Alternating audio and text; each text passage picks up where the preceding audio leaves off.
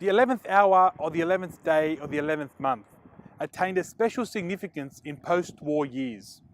The moment when guns on the Western Front fell silent after more than 4 years of continuous warfare. In these 4 years, more than 330,000 Australians had served overseas. More than 60,000 of these had unfortunately died. The social effects of these losses cast a long shadow over the post-war decades.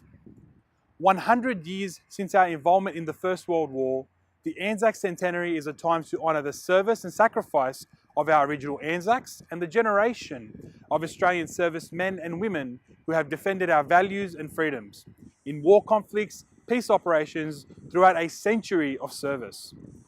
Today, the Ahmadiyya Muslim Association Australia remembers, with the rest of Australia, the contribution of past servicemen and women. The event at Masjid Batul Huda, held during sunset, will draw close to 1,000 people. The Ahmadiyya Muslim Association Australia, with its Remembrance Day programs across the country, stand together with all Australians to remember and be thankful for the freedoms and liberties present in the country today. The Remembrance Day program commenced with the recitation of the Holy Quran. The Ode of Remembrance was presented by respected Bruce Scott, Senior Vice President of Blacktown RSL, followed by the National Anthem. Amir and Missionary in Charge of Australia, Imam Inamul Haq Gosar Sahib, officially opened the event and welcomed all guests. The action which we should be doing it, that we will be praying for peace, working for peace, striving to bring children of Adam closer to each other. We will reduce the distances among human beings. A presentation of the worldwide head of the Ahmadiyya Muslim Association, Hazrat Mirza Masroor Ahmed, may Allah be his helper, was played, which advocated world peace.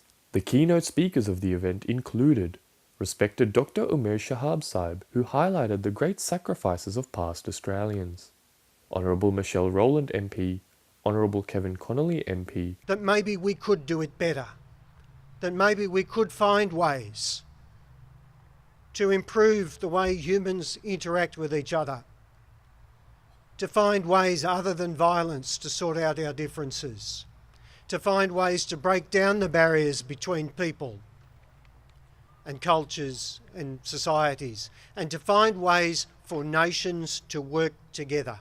Honourable Prue Carr MP and Honourable Jihad Dib MP. Respected Amir Sahib then gave his concluding address and paid his respects to the fallen soldiers. The program finished with silent prayer, and dinner was also served. Remembrance Day to me is the guys that I was served with overseas, and more importantly, Remembrance Day to me is that I never want to see any of my grandchildren or anyone else's grandchildren have to go away to a war again. And let's remember that anyone who comes to Australia and commits to this country is an Australian.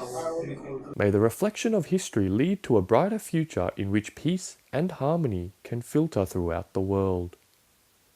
MTA International, Australia Studios.